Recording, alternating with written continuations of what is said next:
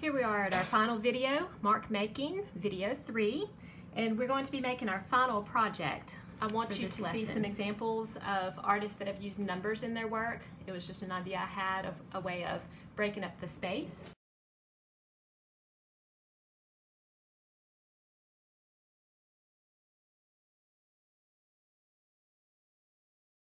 Ultimately, your picture is going to look something like this when you're done. Okay, now I chose the number 04 because that represents the month that I was born. I was born on April 1st, so I chose 04. And I broke the background up into 3 different sections. This way I get to use 5 different mark making techniques on one page. So let me show you how to start this off. You're going to get a piece of cardstock. That's just paper that's heavier than your normal paper. Make sure that your name is on the back. Use a pencil so the Sharpie, you don't want Sharpie because it'll bleed through. And then make sure you put your class period.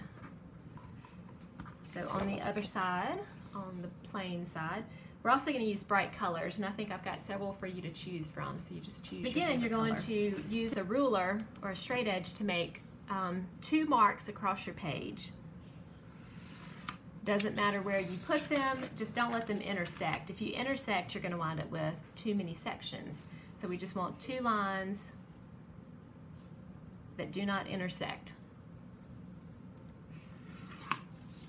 There we go. So now I have 3 background sections. You're going to be filling these 3 spaces up with 3 different mark making techniques. Now I have several stencils that I cut for you, and I want you to find the numbers that make up your birth month. So if you were born in the month of December, you would choose 1 and 2 to make 12. If you were born in March, you would choose 0 and 3. So since I'm an April baby, I'm choosing 04. Now you have several options on how you set this up. They can be crooked from each other like that. I don't care if they slant, that's fine too. Just don't invert the numbers. We don't want to see 40. Then everybody be wondering what 40 means. Certainly not my age. So I'm going to put 04.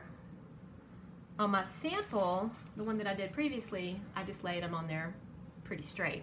So this time I'm going to get wild and crazy and offset them. So I'm going to put 0 up here. If you need to work with a buddy, to draw these, that's fine. Have someone hold the number in place for you as you trace.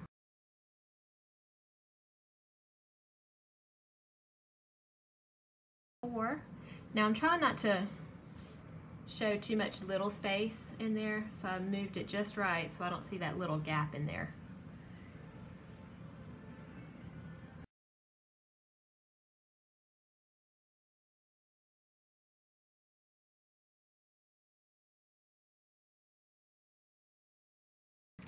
We want to take out the lines that are inside of your numbers.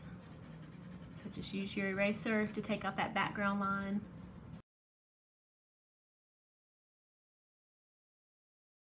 Using 4 or 5 different media, you're going to be filling each of these spaces with a different technique, different media. So let's look at my original. On this section right here, I used the ballpoint pen and made the vertical lines. Squinting my eyes at it, I feel like this area could be darker, so I may go back in later and fill in this space with more vertical lines to make that area appear darker. For the inside of the actual number 4, I used the Sharpie with stipple all the dots. Again, if you squint your eyes at my artwork, it looks darker here in this section because I put those dots closer together. This mid section right here was a lot of fun, but it took a while. I chose to do mechanical pencil with the spiral technique, and I filled the space up. It almost looks like cobblestones or blocks of wood sections that were put together. For the inside of the 0, I used the scumble technique with the crayon, and I feel like I could go darker with it, so I may actually go back in and fill it in some more with more scumble and crayon. Now this was my made-up technique. I didn't show you how to do that, but it's just a series of 5, several marks that go in the same direction, and they're tighter on one end so it looks darker, and then I spread them out. So I won't bore you with color in and put marks all over this one. I do want you to outline your numbers with a Sharpie. So find a good Sharpie and very carefully go back over your pencil marks. Trace them out just like I did on this one. When you're done, you're going to turn in your final piece, making sure that your name is on the back. You're going to turn it in with the rubric that was given to you with the learning guide. Have fun!